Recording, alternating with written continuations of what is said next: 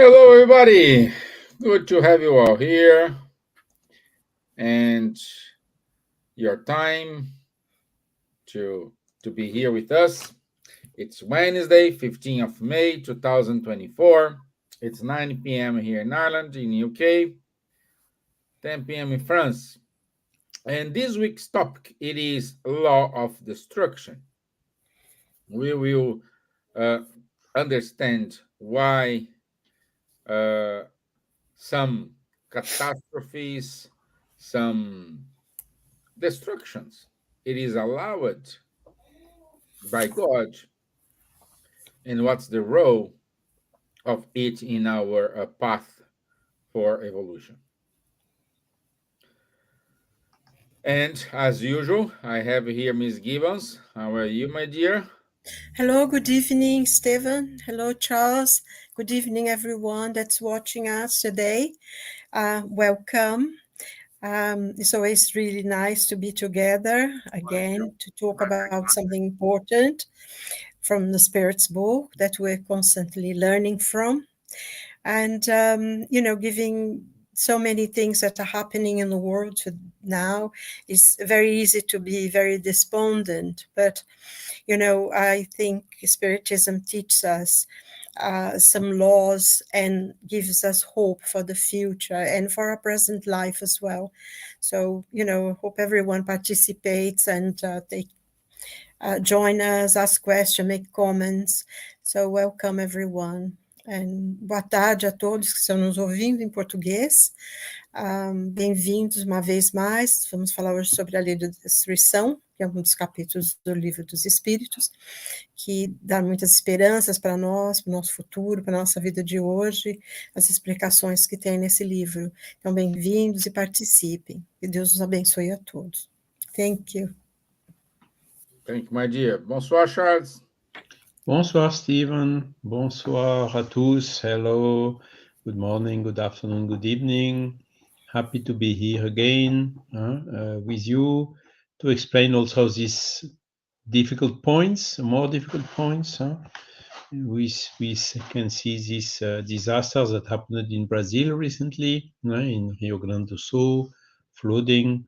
And there is no day without having an event which is illustrating the law of destruction, whether it is flooding, whether it is war, whether it is other type of violence. So we will try to clarify this for you today. Good. Good. Thank you, my friend. Thank you. As Charlie said, recently, well, as Charlie said, problems, destructions happens every day, everywhere. Some we get to know from the news. Some happens and we never know what happened. But recently we had a huge flood in Rio Grande do Sul in the south of Brazil, in which didn't flood just one city. Basically, we have flood in the entire state. Just to give you a magnitude, the size of the state, like fits Ireland and UK easily in that state. So then you can imagine the magnitude of this flood.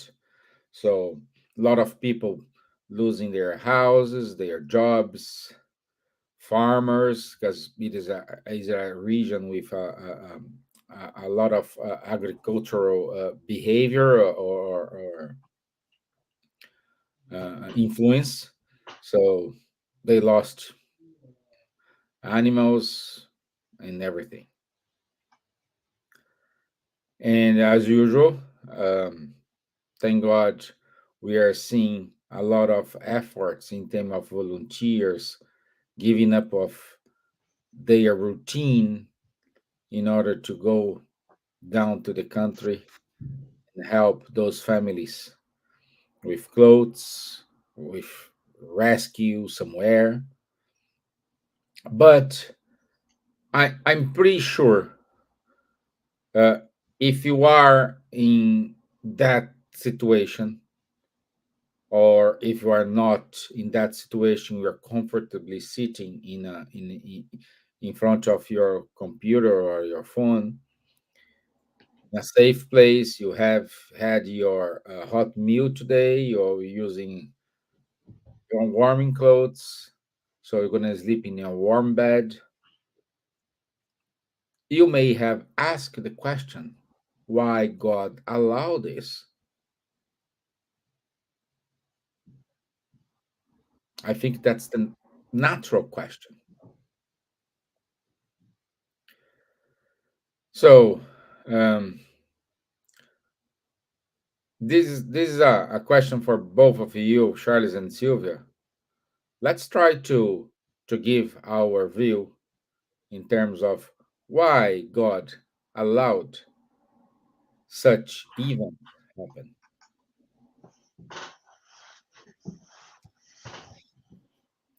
Charles?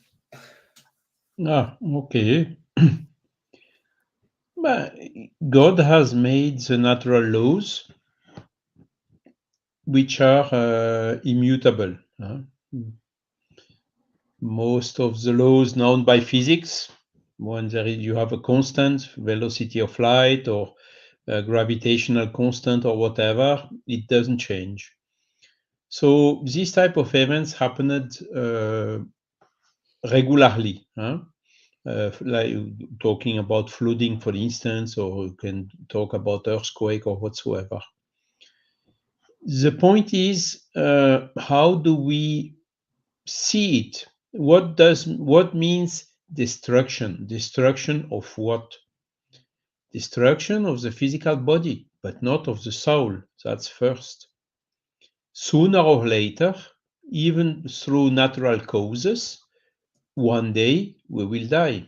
It's also the same destruction. So these collective destructions, like the floodings we have seen, we have talked about, happens from time to time, but its effect is to destruct the physical body, but not the soul. Okay, so that's a big difference, because what we call destruction is in reality not a destruction, it's just a transformation. The soul leaves its current body, and will have the opportunity, as per the law of reincarnation, to have a brand new body later on. Okay, whether it is through natural process, or natural death, or whether it is through collective death, or like we are talking about. So the vision is already changed by this. So why does God um, allow destruction? Because when we think about this transformation I'm just talking about, is needed. Okay, because, for instance, all the living beings, human or animals, incarnated in a physical body, need food. So to eat food, even vegetarian, you need to destruct some vegetables in order to take the food, or to destruct also animals, if you are not vegetarian.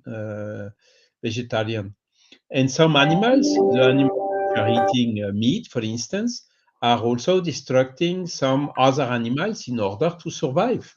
It's the law of destruction is correlated to the law of conservation. But what is destructed? Is it the soul of the animal? No, it is just the physical body of the animal. And it is needed. This necessary destruction is is happening in nature since the nature exists, and it is necessary in order to have a natural biological transformation, of the living beings, and renewing and evolution and betterment of the species. Okay, so this natural destruction is a law. This is why this natural destruction is a law of nature. Okay. Now, when we talk about abusive destruction, that's another thing. Okay. Abusive, for instance, animal food or abusive pollution or whatever, that's another story. Only the necessary destruction is as per the law of nature. The abusive destruction is done according to the free will of the humankind. And what can seem to be a natural destruction, like the floodings we are talking about, in reality, we know exactly today, due to the human activity, the overconsumption, the pollution, and so on, that some of these destruction is I would say the multiplication of these natural events is due to this human activity and the global warming. So what was a natural destruction because it happened at floodings or earthquakes, for instance, happened as always, but flooding, for instance, they are more frequent and intensifying as a consequence of the activity of the human being. So what is the main goal of destruction? The main goal of destruction is for us to learn. For instance, we are discovering again, when there is a flooding, that the houses we have constructed are basically in the bed of the rivers. You know, a river has, I would say, a normal daily bed. Then you have the decennial flooding bed, and then you have the centennial flooding bed. So if mankind is constructing inside this centennial riverbed, he knows perfectly that there is a risk every 100 years to have the house in water. Okay. And with the increasing of the effect, maybe instead of being once every 100 years, now it's once every 50 or once every 20 years. So mankind knows this perfectly. So why are we still constructing houses in the centennial riverbeds? Of course, it's easy to say because there are thousands and millions of houses in those.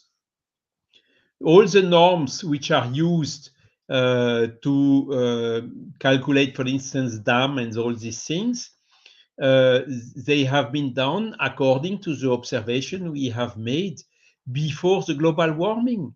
But now with this global warming, with the intensification and the amplification of these floodings, we need to review all the norms and to change it. And there is a lot of things to be done. We know exactly what has to be done. The problem is, do we have the will to do it? Do we have the money to do it? Are the people ready to dismiss, to abandon their house and to go to live in a place which is safer? Who will compensate them for this? There are a lot of questions, of course, who need now to be answered. But when we think about it's nothing more than just a consequence of our lack of care in order to prevent those things, maybe not to happen because now it's too late, but to prevent the dramatic effects and the people dying because of this. And I think the President Lula said recently that the country was not ready to face such an event. And I say in France, it's the same. In Belgium, Germany, there has been also huge flooding 2 or 3 years ago, the type of centennial flooding or maybe even more. And still, we were not ready. We could not avoid some fatalities to happen. Okay, so it is time now to think about all this and to take the preventive measures in order to mitigate the consequences of such events, which are getting more and more frequent. Thank you, Charles. I'm just showing here some images of the destruction, just to show everyone the dimension of what we talking about here. And so, if you want, I can give you the link later on. And you, my dear Silvia, what what to say for someone who lost everything?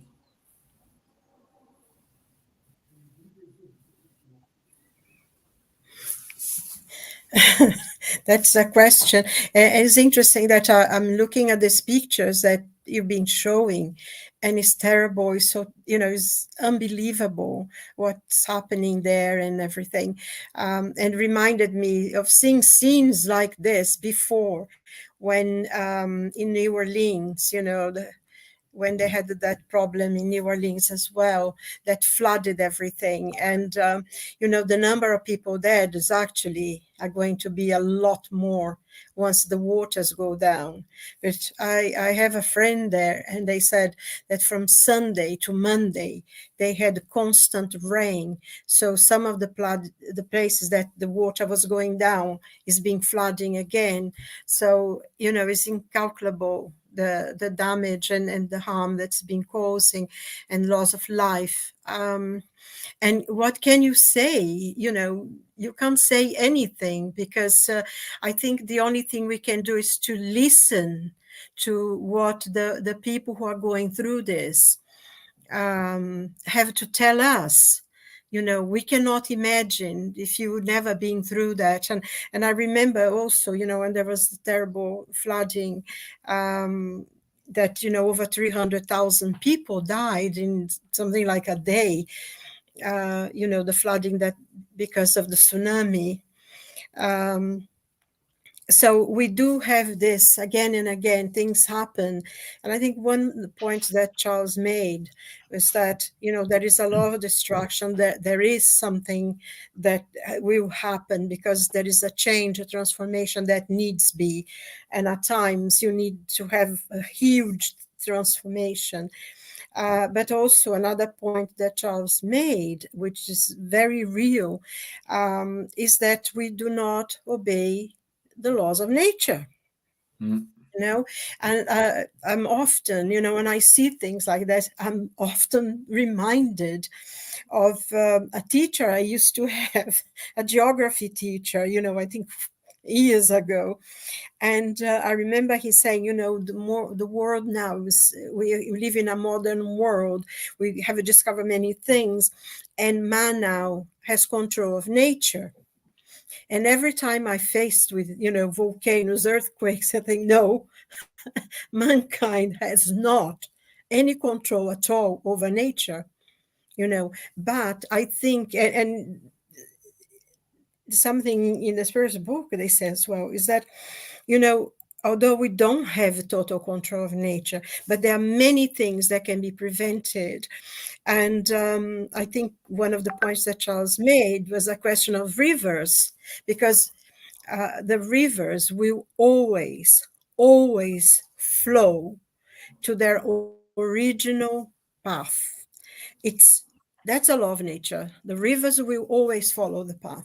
But what we do, we build houses on it. We completely dismiss that there is a river, and there is that, like Charles has explained, you have that flooding part and then another flooding part. We shouldn't build anything at all in those areas where the river, when every now will flow naturally because of excessive rain or ice melt and whatever.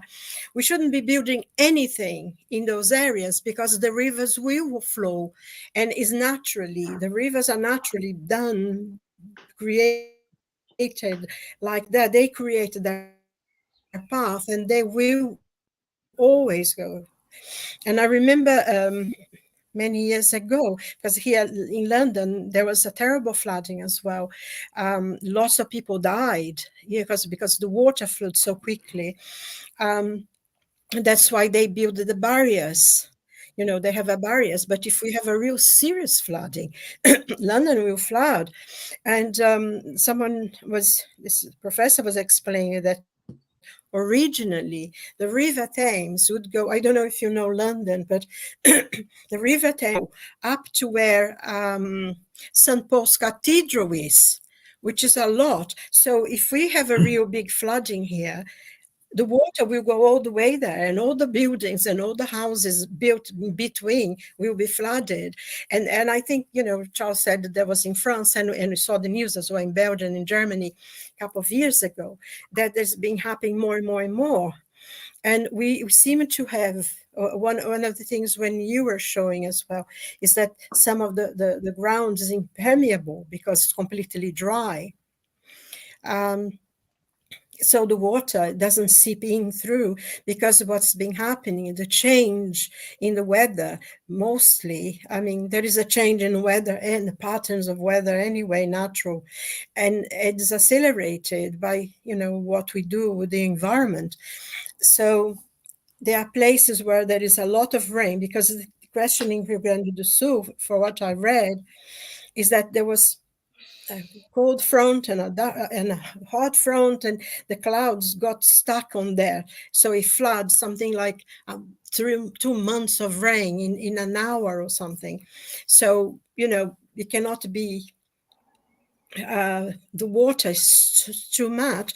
It happens here in England as well. I mean, there's been flood warnings because we've been having a lot of rain as well, and the floor now is completely soaked. So it's so easy to have floods. And I think, that there is this change in the planet. We know that. And we know that there's a lot of volcanoes and earthquakes and all these sort of things are happening. And the water seems to fall in just one place. When you think about Hawaii, recently we had all terrible fires in Hawaii. And normally, whenever you thought of, at least me, used to think about how I always think of rain, beautiful green forests, lovely flowers, because it's constantly wet. There is always rain, but they didn't have any rain for a very long time. And that's why everything got dry. And then, the fire destroyed the town and everything. And a lot of people lost their lives and their homes and everything. So we seem to be having so many natural disasters now, more and more, partly man-created, partly because the planet is changing and is moving and doing things. And I think part as well, because we understand that spiritually, we are having too many wars, we are having too much hatred, we are having too much self-destruction, pride and selfishness, that people want to conquer God knows what, that they are going to die, even if they live 100 years, they will not go beyond that.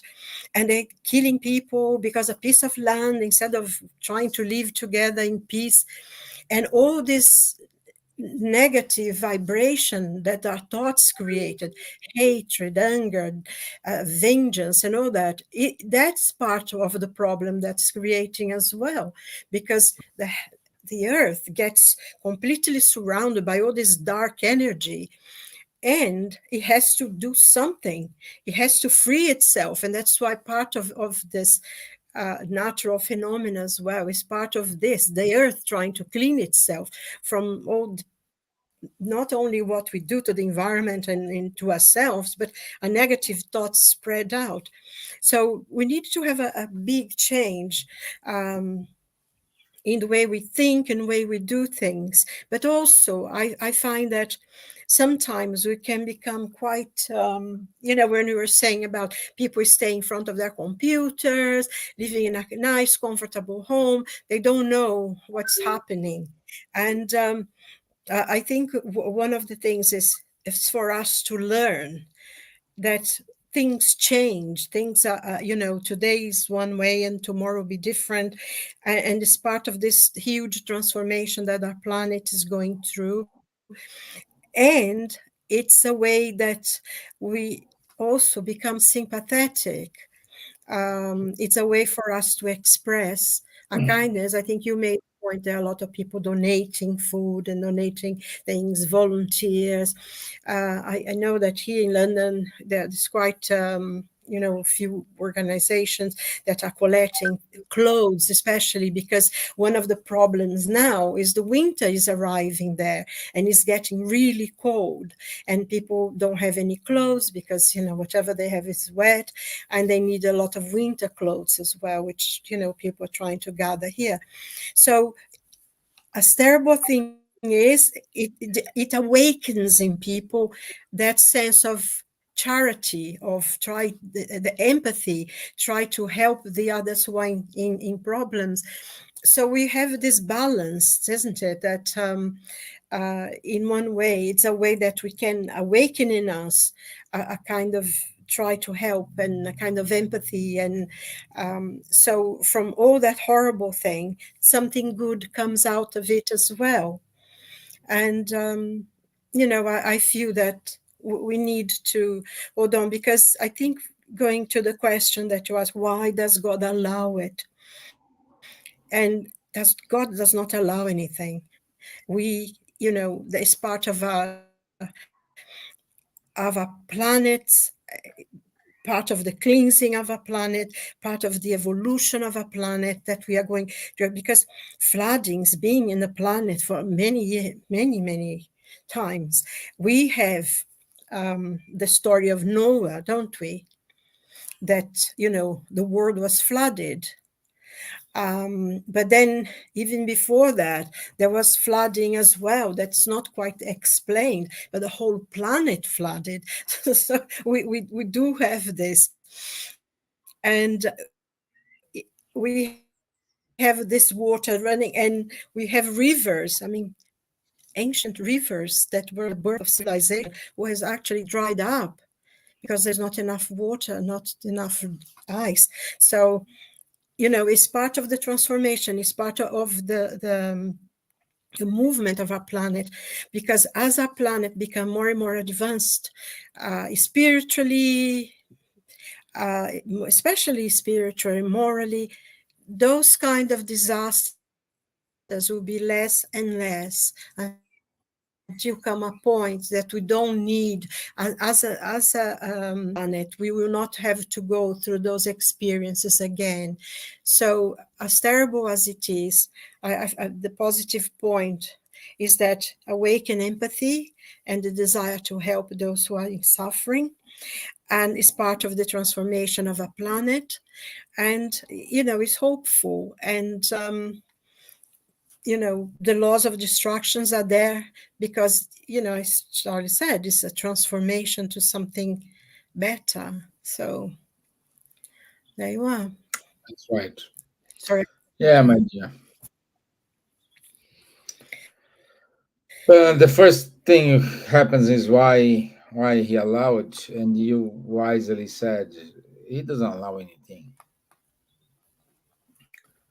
And we do have people who does believe in this planet warming, other doesn't believe. We are not here to judge. We are here to work with the facts, and it's up to you to decide what you want to take as a truth. But we need to agree that all these problems with plastics, as Charlie said, building houses in places which is natural bed from the rivers, concrete everywhere, putting houses in dodgy places, Um, Also, the problem with the trash throwing everywhere, no recycling, no this. So that's the consequence. This is a consequence,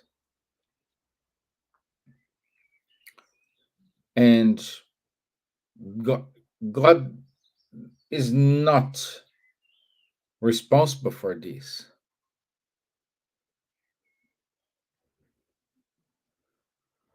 We as human beings, we need to learn the lesson. Same thing for what happened, like Silvia mentioned in the tsunami. The cause was a movement of the plagues and caused the tsunami. Are we prepared? I think I think we, even though we have a great engineering system, great professionals around the world, it's impossible to prevent such size of the disaster. Like, even though with the Katrina hurricane,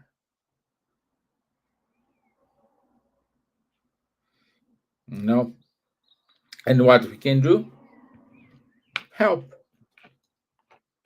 donate, because we don't know if tomorrow it's it's be us in their place. We don't know. A prayer. I don't have money. I don't have clothes. I don't problem. No problem. Do a prayer. Do a prayer to comfort those hearts who are devastated. Or if you want to donate,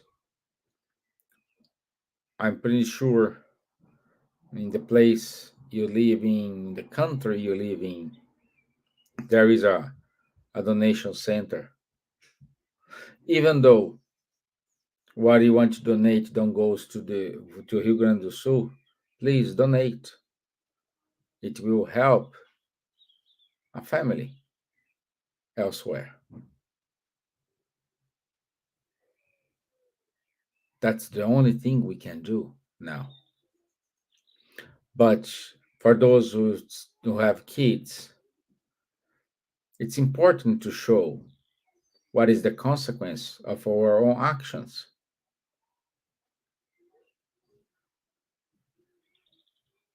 To at least try to add in their mind that for each cause we will always have a consequence.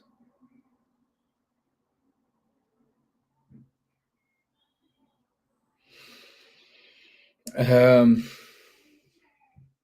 I don't know. So, Charles,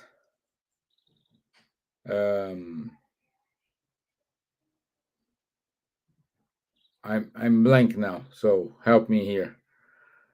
So You are right, Stevan, in mentioning we should learn out of it, okay? Because we can learn out of it and we can prevent those things happening. Of course, when they happen, you are also fully right. We need just to donate, to do whatever we can uh, to help those people, the victims. Huh? This is part of the human solidarity. But we should think more. We should push the lessons out of it. Huh? We say, yeah, look, I think you told at the beginning, or Silvia, look, how much is the prejudice of this? Huh? Loss of food, loss of material goods, of houses, of agricultural production, whatever. When you calculate the cost of it, huh, where does this cost come from? Huh? It comes from our overconsumption and the fact that we want to build a house cheaper, closer in the riverbed and so on. So this is what you have to balance now. Huh? What is the prejudice in case of such an event? Huh? And what is the best we can do? Is it the best to just make money because selling oil and whatever in order to amplify more the phenomenon? The consequences will cost us much, much more than all these short-term views. And one of the problems we have as well everywhere in the world is the politics. The politicians, they hardly look beyond the next elections, you know. So it's everything is short-term planned, but these things are long-term planned. So it's very difficult to convince even the leaders which have been elected to invest on long-term plans because they will not see the benefit out of it. So this requires a change of mind. It requires not to look only to the next election. It requires a longer vision uh, to see the common interest before our personal interest. When you look the wars, it's the same. You have some individuals in Russia or in Israel or wherever pushing for those things to happen. So we see very clearly the abuse. It's something question of one or two or three or four persons. Why does the interest of this person have to come before the interest of the collectivity? All these things we have to think about the day we vote, the day we express ourselves, the day we say what we want and what we don't want. It's a question of will. And we should stop now seeing all these short-term things. We should have a long-term view. And knowing also, for instance, of course, we are consuming, putting carbon in the atmosphere and raising the temperature. But we should never, ever forget that the sons of our grandsons may be us again. No, it will be only for my son or no, it will be for us also. We will have to come back and to bear the consequences of what we have done, isn't it? So this is also a view that we should spread in order to say, hey guys, stop. Let's now cut all what is superfluous. Let's having more sustainable behaviors, consumption. Let's do whatever we can in order to stop those things. And seeing the humanity interest, humanity, the Earth, which is the planet where we are incarnating in order to allow our souls to progress, and not to make immediate short-term profits. And with this vision, and with also this sense of sacrificing my own interest in the benefit of the global interest, then we will fix the problem quite easily. But who is listening to those things? Who is ready to tighten the belt? Who is ready to resign from some personal advantage in benefit of the collective advantage? This is exactly what we have to cultivate. This is what we have to educate, to teach to our children, even to adults. It's never too late to change our behavior and to do in favor of the common interests, because the common interest is also our interest. But our selfish interest is against the common interest and is also against our own interest. And this is what we have to understand. And in terms of prevention, you told it very well. Of course, we know very well where are the flooding risk areas. In France, we do not escape. You have huge cities like Paris and Tours, for instance, who are also There were some flooding not so long ago. I think it was beginning of the 20th century in Paris. And such flood will happen again, that's for sure. And Tours is the same. It's a little bit different because you see the river going up quite slowly, but so you have the time to escape. So you will have material losses and maybe less human losses. Nevertheless, we know it. We know the problem. And who is doing what in order to prevent it? Not so much. We just ignore, okay, when it happens, it happens. But then we cannot come and cry because it happened, because it was known that it will happen. You see, another example I take often is the earthquakes. In Japan, you have daily earthquakes, and we don't even hear about. Of course, when there is a huge one, like the one in Kobe, some more than 10, 15 years ago, or the one in Fukushima with this huge tsunami that you mentioned, Stevan, that are the exceptional ones. But even so, even being exceptional, you see that the fatalities are quite limited. Why? Because the people, they know how to construct, they know how to make alarm systems, they know they always have a safe place where they can go in such cases, they know how to construct buildings that are not collapsing, or when they collapse they are not killing the people which are inside, and so on and so on and so on. So the solutions are here. It's just a question of will, and a question of abnegation, seeing the global interest before our own interest. That's the main point out of it. Thank you, Charles. Thank you. And dear Silvia, you always the heart. Charles is more reason. Me, the heart. Okay. Well, you know, Always the as heart. Charles was thinking, when he was speaking, I was remembering things like, you know, he was talking about Japan, and I was just thinking about Los Angeles, because I know that in Los Angeles, until I think mid 70s, it was not allowed to have buildings over four up to 7 floors. And then, you know, eventually, because now technology is much better, they start building some high buildings. And it's interesting, whenever I see pictures of Los Angeles, you see in the middle, they have all the buildings and all the houses around it. But they are having now a lot more buildings than they had to. And it's the same thing in San Francisco. You know, you see now new films.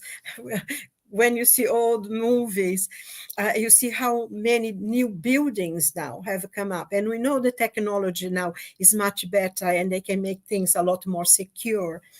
But, you know, we still try to think, oh, no, we know better. And, you know, when disasters occur, they will take place and will create more victims. And I think, you know, as Charles was explaining, a lot of the problems is that we don't plan because money is, you know, it's a big problem. And you think about, you know, like in Brazil, in the north of Brazil, in the Amazon, the houses, remember those houses around the river Amazon used to have all those, they were built on top of something. I forgot the names now. They have a special name for those villas. Palafitas, huh? Piles. Sorry? Piles. Yes, they had a special name for the houses. I mean, those are houses built on in the border of the Amazon River. In Portuguese, I think it's palafitas, né? Palafitas, yeah, palafitas. Palafitas, yes. Thank you, Elsa. Elsa put it, yeah. And because And they were, you know, they built places prepared for flooding because the rivers were going to flood, you know, and they built houses especially for that. And I was watching something the other day on the telly, and they had some places in America where the houses are all built up as well on top of something underneath. It's open. So if there is flood, the water will run through. So we do have now the technology, the knowledge to do. And if we have to build houses near the rivers, we could do that. And I mean, we know also that in Holland they have developed this thing that actually is a program here, building houses and stuff. And they have this technology that if there is a flooding in a river or something, the house will be lifted up. They have all these mechanisms that can be done now, and the house is lifted up away from the flooding. So if we need to go near the river, spending a little more money would build places that people would be allowed to live and not be destroyed by flooding and everything. So we do have the technology, but we don't have the will, because I think, as Charles was pointing out, a lot of the things, politicians only think about being elected, and then they forget about it. And then in money, I was going to spend more money, and they never stop to think how much money they would save if they were to invest more and build properties that would outstand those things instead of just build anything. So it's a change actually in the mind, because, as we said from the beginning, there is a lot of destruction. We need to have that. We need to have the transformation, and it will occur many, many times. It's part of the nature of our planet and the experience we have to go through. But there are many, many things that we don't need to suffer as hard as the people in Rio Grande do Sul are suffering now, or the people in New Orleans had to go through, or, the people in Germany and in so many other places, in London and everything. And because we are seeing this incredible transformation of our planet, things are happening. One of my greatest dream, one of the bucket dreams that I had, was to see the aurora borealis. And you had to go right up the north, isn't it? Up north. And you actually could see it from London. But did you see last week? I know, it's ridiculous, it's, you have to go to the north, North Pole, and go these places, Norway and Sweden or whatever. And now, I mean, it was near London, just open your door and you see the aurora. So something is happening. Something very serious is happening with our planet. And I think when the Spirit teaches us that we are living the end of the days, the times of the great transformation, in which our planet is from atonement to a planet of regeneration. And for some reason, sometimes I go, why am I here now? But I think we are part of this transformation. Our spirits need this moment, because everything that we have ever known is changed. It's changing. And sometimes you can become quite scared, despondent. But at the same time, we should know it's something new, something good is going to come of it. And we are here now. And if we have a little understanding, because we are blessed with the knowledge of the Spirit's book, the knowledge that the Spirit's brought to us, we can be hopeful that no matter how bad things are, it will be better. Everything must pass, and it will. And everything is going to be good in the end.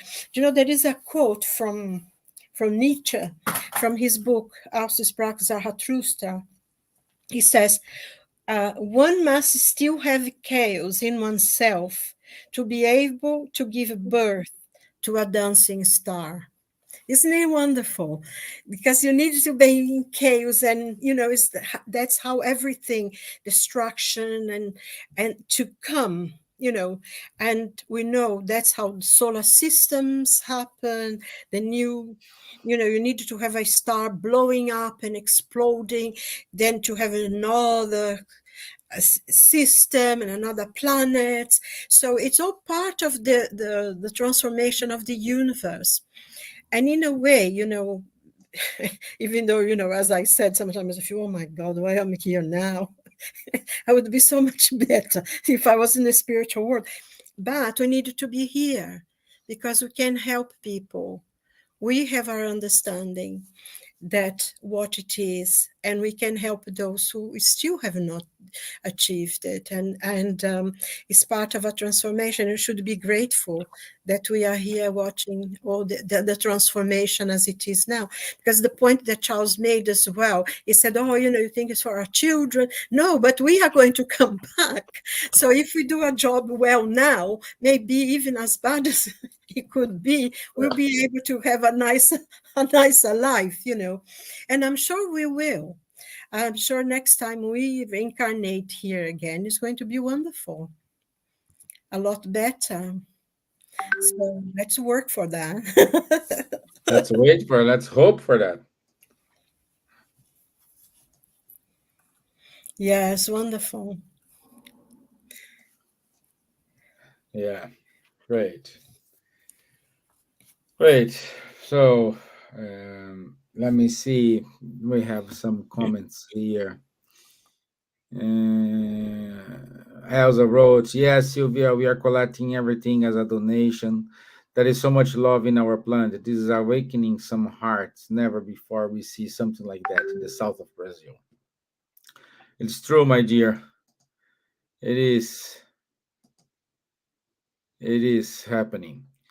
Also, Egilson da Gama. Good evening. The special name is palafitas or pilots in Amazon areas with rivers. Thank you, Egilson. Um, Yeah, a Elsa I said think, that é só da meia-noite.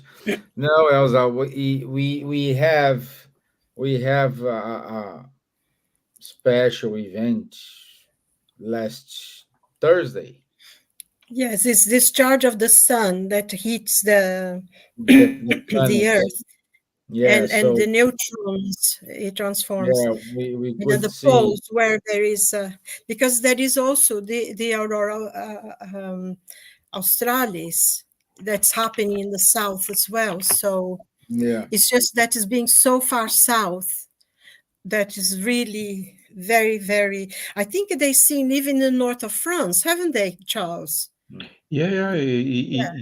But Sylvia, it is not exceptional, huh? Because it happens from time to time that we can see these boreal auroras at our latitudes. Huh? It's Yes, but I rare, mean, but it not didn't happen as exceptional. much Huh? before. You had to go far north to see it. I think for the last few years that is been changing, and for some reason going down and down. I don't think it's ever, at least in times that we can count, uh, seeing the aurora over London. Ugh. But it's wonderful. So you just go out of your door and you see it. exactly. You don't need to pay for it. Exactly. Don't have to go in the cold, the freezing cold. Yeah, But yeah, it's good. I mean, it's nice, and it's a change. And um, I was thinking something that I was reading about Chico Xavier, that he said, the great transformation of the planet, that there would be a lot of disasters, there would be a lot of difficulties, and also the predictions of Edgar Cayce, all the flooding. I mean, Edgar Cayce predicted a lot of this flooding in his books and everything, that it would happen, and many people would die, and we are seeing it. So it's there. It's we're being warned, actually. yeah. Good. So happy birthday, Elsa. Happy birthday to your mom as well. So uh, I think this is it. We haven't I didn't ask the questions, but what about next topic? What's if what you I, guys who's I, I've, watching s- I've, I've sent you something before, but I'm going to put one there, or if you yeah, you wanted sent because sorry, I was how do outside. So spirits intervene in our lives? yeah, I think I can do it.